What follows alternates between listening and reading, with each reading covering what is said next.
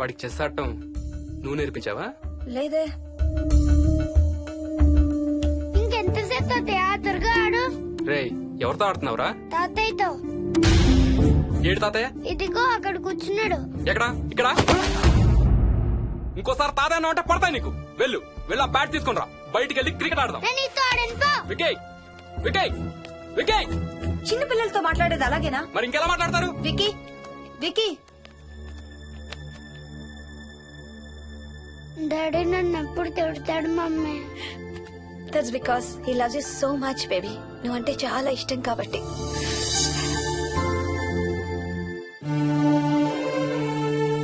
Wiki నాకు ఒక చిన్న హెల్ప్ చేసి పెడతావా ప్లీజ్? దా.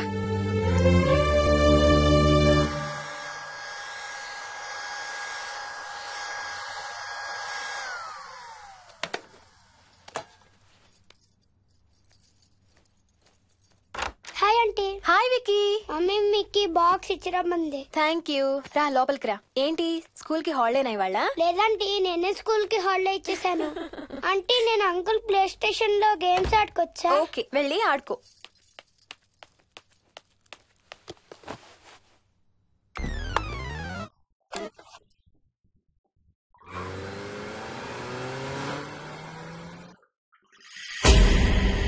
హాయ్ రాజు, నువ్వు కూడా ఆడతావా? అదిగో బ్లూ కార్ నీది, పోలీస్ కార్ నాది. నీకు ఆడటం రాదా రాజు? అలా కాదు, స్లోగా ఆడు. నా కాళ్ళని గుద్దకో. కాళ్ళు గుద్దదని చెప్పానా? నువ్వు నాతో ఆడచ్చు పో.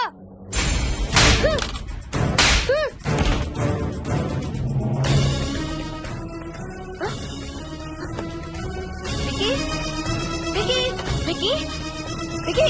Mummy mummy mummy Vicky. Mummy అక్కడికి వెంట్రా. నేను ఎక్కలేదు మమ్మీ. నేను దిప్పుతాను వాడిని. నువ్వు చేయి పట్టుకో. పట్టుకో మమ్మీ. రే చేయి పట్టుకోరా. ఆ చేయి కాదు ఈ చేయి. మెల్లగా దిగు. మెల్లగా మెల్లగా దిగు. అసలు ఫ్యాన్ ఎందుకు ఎక్కావరా? నిన్న ఎక్కలేదు మమ్మీ. కెప్టెన్ రాజేంద్రన్ కొట్టెక్కిచ్చాడు. రాజు గీజు అని అబద్ధాలు చెప్పావు, చంపేస్తాను. పదింటికి. సారీ మోహిని. ఓకే. అసలు స్కూల్ వెళ్ళకుండా నువ్వు డాడీ రాని బాగా పడతాయి నీకు.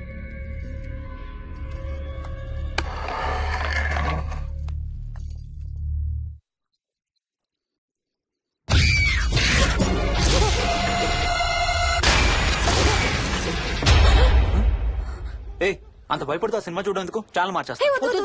నేను చూడాలి. Typical ladies. హారర్ సినిమాలంటే భయం, కానీ అవే చూస్తారు. మోహిని, నీకంతగా భయపడాలనిపిస్తే కాసేపు ఆ టీవీ ఆఫ్ చేసి మీ అత్త మొహం చూడు. భయంతో పాటు జ్వరం కూడా వస్తుంది.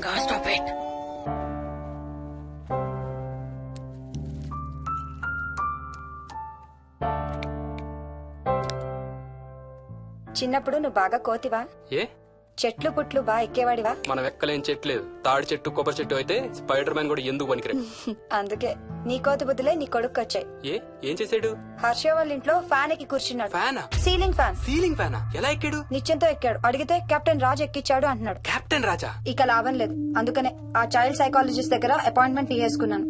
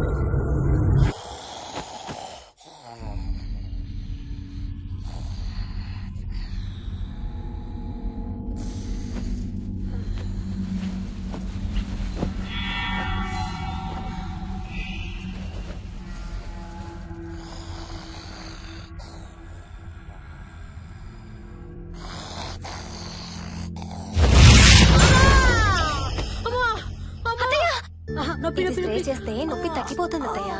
పోనీ టికెట్స్ క్యాన్సిల్ చేస్తానమ్మా. కొంచెం నొప్పి తగ్గాక 2 రోజులు ఆగే వెళ్తురు గానీ. మా టికెట్ల సంగతి సరేరా, మీవి ఇంటర్నేషనల్ టికెట్స్. లాస్ట్ మినిట్ లో క్యాన్సిల్ అంటే బోల్డ్ అంత పోతుంది. మీ అమ్మ సంగతి నాకు వదిలే, ఇంటికి తీసుకెళ్లి నేను చూసుకుంటాగా. నానా. మొలిగించాలు గాని ట్రైన్ టైం అవుతుంది. లేవే లే. లే. అసలు నువ్వు రాత్రిపూట నడవకుండా మంచానికి గొలుసులేసి కట్టేయాలి. పగలబండి కాబట్టి సరిపోయింది. అదే ఏ రాత్రి ట్రైన్ అయితే బెర్త దిగి ఎటో పోయేదానివి, ఏ తలుపో తీసుంటే గోవిందా గోవిందా. అబ్బా నువ్వు ఊరుకోనన్నా, అసలే అమ్మ నొప్పితో బాధపడుతుంటే. బాయ్ మోహిని, అక్కడ ఫ్లైట్ దిగాక ఫోన్ చెయ్యమ్మా. అలాగే అత్తయ్య. బుచ్చయ్య అయ్యా. వస్తాం. మా వాళ్ళని జాగ్రత్తగా చూసుకో. సరే అయ్యా. యాదమ్మా వస్తాం. అలాగేనయ్యా. బాయ్ మోహిని. బాయ్ మావయ్య, happy journey. Bye. Thank you అమ్మా. Hyderabad to Paris 10 hours journey. First class seats beds లా ఉంటాయి. ఆలోచించు మరి. అసలు ఆ క్షణం గురించి నేను ఆలోచించని క్షణమే లేదు. ఆ బెడ్స్ లాంటి సీట్స్ మీద నువ్వు నేను, అబ్బా తలుచుకుంటే నా ఒళ్ళంతా వేడెక్కిపోతుంది. ఏంటేంటి? మ్మ్. కావాలంటే ఒక్కసారి టచ్ చేసి చూడు. ఏ ఇప్పుడా? మ్మ్. ఇప్పుడే. టచ్ తో ఆగలేనేమో. అయితే మానే.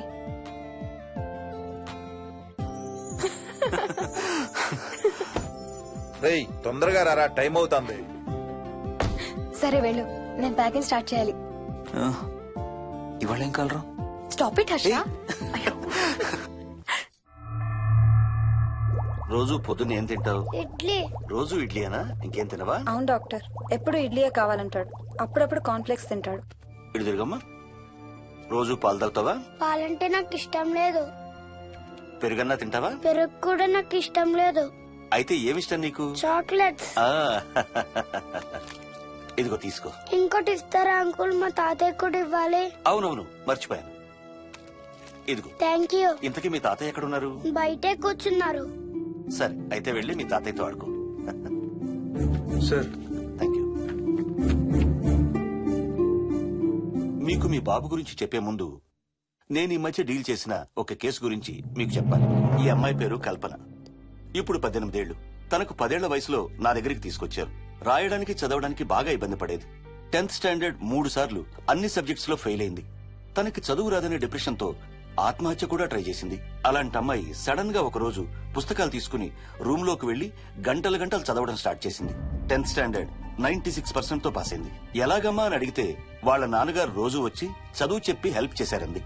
నిజానికి ఈ అమ్మాయి నాన్నగారు తను పుట్టకముందే చనిపోయారు. చదువు దారిలో పడ్డాక కల్పనకి వాళ్ళ నాన్నగారు కనబడ్డం మానేశారు.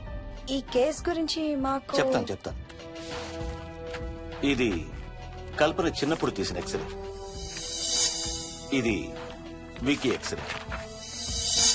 ఈ రెండిట్లోనూ ఈ చిన్న బ్లాక్ స్పాట్ చూసారా? దీన్ని యాంటీరియర్ ఫాంటనల్ అంటారు. పుట్టుకతో చిన్నపిల్లలందరికీ తల మీద ఉండే మెతక భాగం 2 ఏళ్లకి 98% దాకా క్లోజ్ అయి ఒక 6 ఏళ్లకి కంప్లీట్ గా గట్టిపడిపోతుంది. కానీ విక్కీకి 7 ఏళ్లు వచ్చినా ఇది ఇంకా క్లోజ్ అవ్వలేదు. వేల సంవత్సరాలుగా హిందువులు బౌద్ధులు ఈ మెతక భాగం కింద సహస్రార చక్రం ఉంటుందని నమ్ముతారు.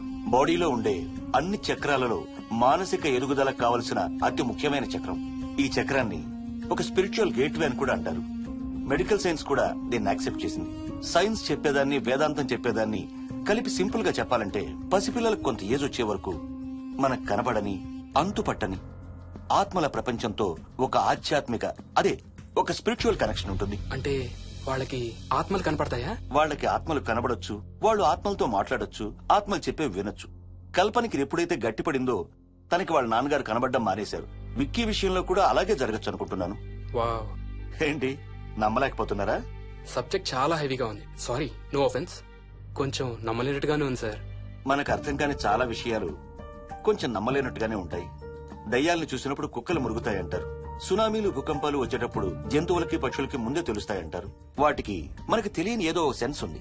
అలాగే చిన్నపిల్లలకు కూడా వాళ్ల ప్రపంచం గురించి మనకు చాలా తక్కువ తెలుసు. కొన్ని బ్లైండ్ గా నమ్మాలంతే. విక్కీకి వాళ్ళ తాతగారు నిజంగా కనబడుతున్నారా లేక అలానే ఊహించుకుంటున్నాడా అనేది మనం నమ్మేదాన్ని బట్టి ఉంటుంది. అదే నిజమైతే వాళ్ళ తాతగారు తన కోసం ఎందుకు వచ్చారో ఏదో ఒక రోజు విక్కీయే మనకు చెప్తాడు. ఒకవేళ విక్కీ వాళ్ళ తాతగారిని ఇమాజిన్ చేసుకుంటుంటే చేసుకోనివ్వండి, ఇట్స్ హెల్దీ. తనకి పాలు పెరుగు ఇష్టం లేదు కాబట్టి కాల్షియం సప్లిమెంట్ ఏదైనా ఇవ్వండి. ఇది త్వరగా గట్టిపట్టడానికి హెల్ప్ అవుతుంది. మోస్ట్ ఇంపార్టెంట్లీ మీ అబ్బాయికి బాగా దగ్గర అవడానికి ట్రై చేయండి. తనతో హోంవర్క్ చేయించండి, ఆడుకోండి, బయటికి వెళ్ళండి, రోజుకు ఒక్కసారైనా కలిసి భోజనం చేయండి. విక్కీలో చాలా మార్పు చూస్తారు. చాలా బాగుంది, తీసుకో. అయితే నేను తినేస్తా. వికీ దా.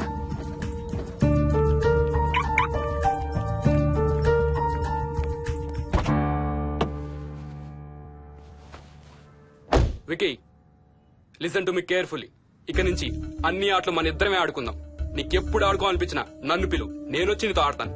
తాతతో గాని రాజుతో గాని ఆడుకోవటం మానేయాలి, అర్థమైందా? తాత అంటే నాకు చాలా ఇష్టం డాడీ. తాత చచ్చిపోయాడు, ఈ లోకంలో లేడు. నువ్వు పుట్టక ముందే చచ్చిపోయాడు, అర్థమైందా?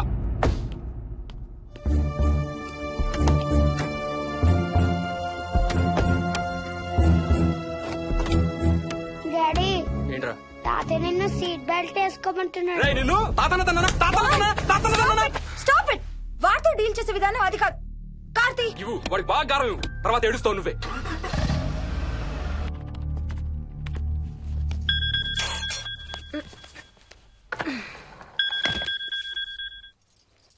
హలో. హాయ్ బేబ్స్, ఏంటి ఏం చేస్తున్నావు? ప్యాకింగ్. ఎప్పుడు వస్తున్నావు? బయలుదేరుతున్నాను. Hey, you know something? కాసేపట్లో మన ఇద్దరం మైల్ హై క్లబ్ లో మెంబర్స్ అవబోతున్నాం. మైల్ హై క్లబ్బా? ఏంటది? మన ఫస్ట్ నైట్ భూమికి 10 కిలోమీటర్ల పైన ఒక ఫ్లైట్ ఫస్ట్ క్లాస్ క్యాబిన్ లో జరగబోతుంది. అలా ఆకాశంలో శోభనం చేసుకున్న వాళ్ళందరూ కలిసి క్లబ్ పెట్టుకున్నారు. సో మనకు కూడా ఆ క్లబ్ లో మెంబర్షిప్ వస్తుంది. నాకేం అక్కర్లేదులే ఆ క్లబ్ లో మెంబర్షిప్. కానీ నాకు కావాలి. అసలు ఎంతమందికి వస్తుంది చెప్పు ఇలాంటి ఆపర్చునిటీ? మొదటి రాత్రి, మొదటిసారి భూమికి 36,000 ఫీట్ పైన ఒకే దుప్పట్లో ఇద్దరం. ఛీ, కంపు. హే, దుప్పటా నేనా? అది కాదు, ఇంట్లో మళ్ళీ ఆ మందు కంపొస్తుంది. అసలు మా ఎవరికి రాని కంపు నీకెలా వస్తుంది? ఓహో, మర్చిపోయాను, నీ చాలా సెన్సిటివ్ ముక్కు కదా. చాలే ఆపు, తొందరగా బయలుదేరు. ఏ హర్ష, ఎన్నింటికి రా ఫ్లైట్? నైట్ 11:30కి రా. Honeymoon in Paris, you lucky బగా. All the best. Thank you రా. ఆల్ ది బెస్ట్ రా. రే, థ్యాంక్స్ రా. రే, డౌట్లు ఏమైనా వస్తే ఫోన్ చెయ్యి. ఏం డౌట్లు? హర్ష, హర్ష, సార్, కొంప మునిగింది.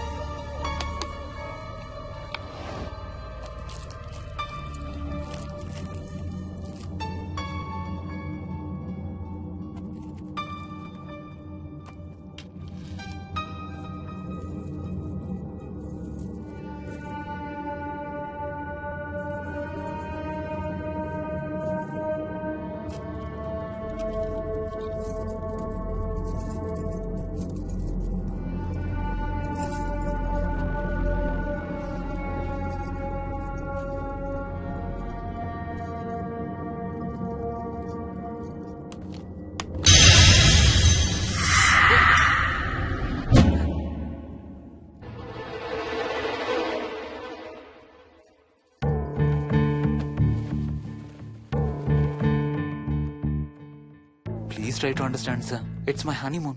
ఫ్లైట్ టికెట్స్, హోటల్ రూమ్ కి అన్నిటికీ ఆల్రెడీ పే చేసేసాను. ఇప్పుడు లాస్ట్ మినిట్ లో క్యాన్సిలేషన్ అంటే మొత్తం పోతుంది. నువ్వు ఇప్పుడు బెంగళూరు వెళ్ళకపోతే మన కంపెనీయే మూసేయాల్సి వస్తుంది. అలా కాదు sir. Harsha, please try to understand. ఒక్క కంప్యూటర్ కాదు, మొత్తం మెయిన్ ఫ్రేమే కొలాప్స్ అయిపోయింది. బీపీ ఆపరేషన్స్ మొత్తం షట్ డౌన్ అయిపోయాయి. నువ్వు బెంగళూరు వెళ్ళాలంటే తప్పదు.